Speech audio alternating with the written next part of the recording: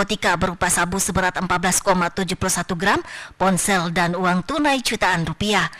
Kapolresta Mataram mengatakan operasi ini melibatkan 200 personil gabungan dari unsur kepolisian, BNN, dan TNI. Jumlah personil kita gabungan ini hampir sekitar 200 orang. Gabungan dari mana saja? Gabungan antara Polresta Mataram dengan Direktorat Narkoba. Penggerebekan peredaran gelap narkoba dilakukan dalam rangka memberikan rasa aman dan nyaman bagi masyarakat menjelang datangnya bulan puasa Ramadan 1446 Hijriah. Dari Mataram, Hari Kesidi, iNews melaporkan.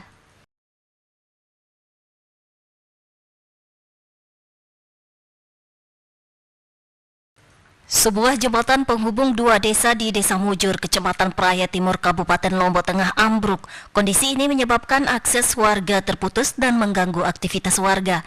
Sementara warga yang hendak beraktivitas terpaksa harus melewati jalan alternatif dengan jarak yang cukup jauh hingga belasan kilometer, lantaran kondisi jembatan yang sudah tidak bisa dilewati kendaraan. Warga mengaku jembatan ambruk disebabkan terjangan luapan air sungai yang terjadi secara terus-menerus beberapa hari terakhir, terutama saat hujan deras mengguyur wilayah ini. Kalau beraktivitas biasanya lewat sini harus muter lagi jauh ya. Soalnya di sini kalau biasanya jalan raya rame, pasti di sini lewatnya di sini. Ini jalan alternatif betul. Ya. Warga berharap kondisi jembatan ambruk ini segera mendapat penanganan dari pemerintah daerah setempat sehingga aktivitas warga dapat kembali normal. Dari Lombok Tengah, Emma Widiawati, iNews melaporkan.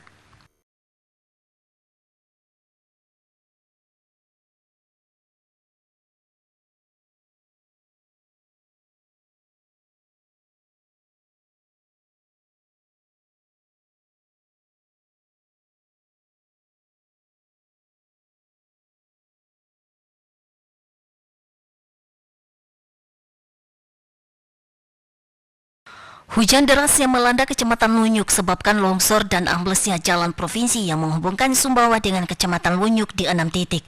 Longsor terjadi di kilometer 69, 70, 73, 76, dan kilometer 78. Titik terparah terjadi di kilometer 69 di mana material longsor berupa tanah, kerikil, batang pohon, dan batu besar menutupi badan jalan.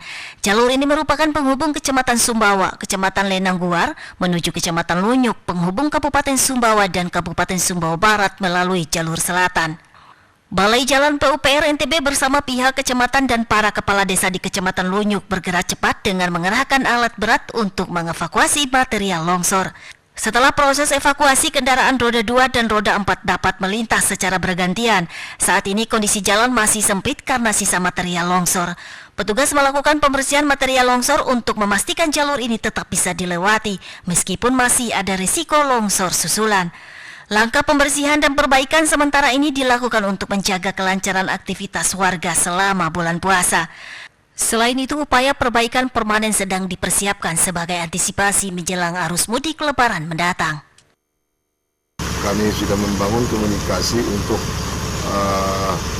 penanganan yang sementara supaya perekonomian masyarakat, angkutan hasil bumi masyarakat Lunyuk bisa berjalan lancar. Penanganan beberapa titik longsor sepanjang jalan lintas Lunyuk Sumbawa, dan untuk diketahui juga bahwa upaya ini merupakan inisiatif pemerintah Kecamatan Lunyuk bersama pemerintah desa se-Kecamatan Lunyuk, sehingga dari dana yang terkumpul kami bisa melakukan upaya-upaya penanganan. Masyarakat diimbau untuk berhati-hati saat melintas karena longsor susulan masih berpotensi terjadi di wilayah tersebut. Dari Sumbawa, Topan Iswandi, iNews melaporkan.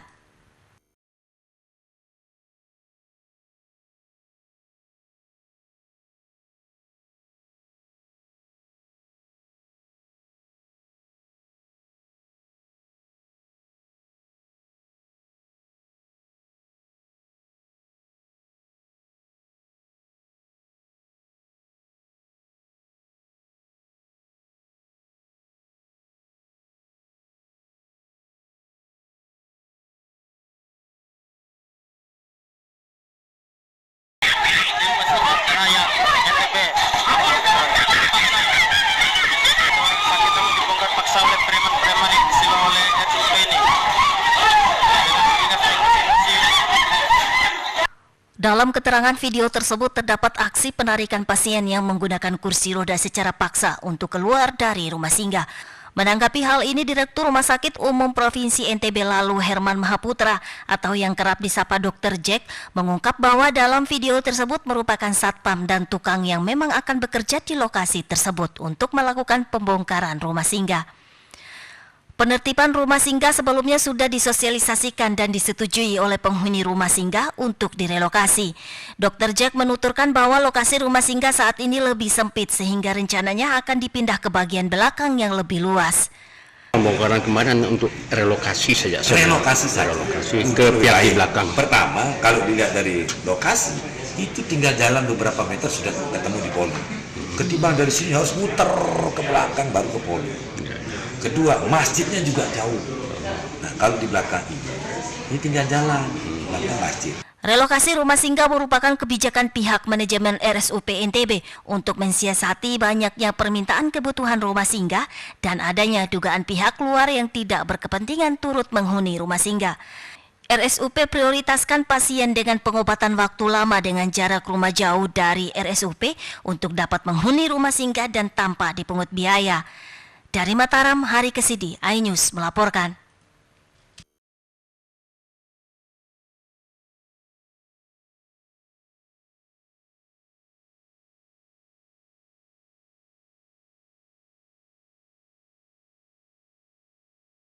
Manajer Komandan untuk personil.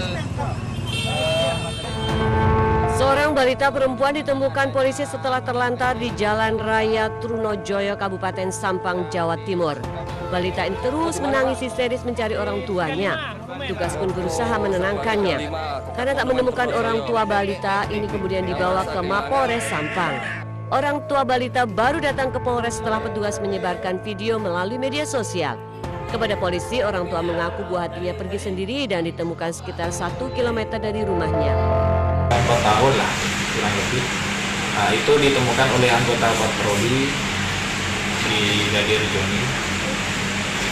Ditemukan di toko Serba 5000 di Jalan Trunojoyo, Sampang.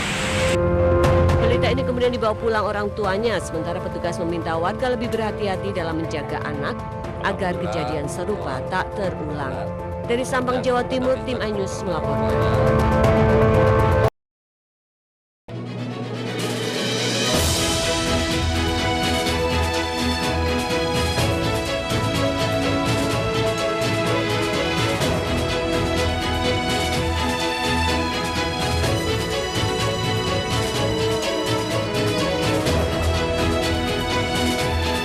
Usai pelantikan yang digelar di Istana Kepresidenan Kamis 20 Februari 2025, para kepala daerah langsung dihadapkan oleh pemotongan anggaran. Presiden Prabowo melalui instruksi Presiden nomor 1 tahun 2025 memastikan pemotongan anggaran juga akan dikenakan untuk anggaran belanja daerah. Presiden juga tekankan efisiensi untuk kegiatan yang tidak diperlukan. Yang bersifat seremoni, upacara, merayakan ulang tahun ini, ulang tahun itu, hari ini, hari itu, kita tidak anggarkan.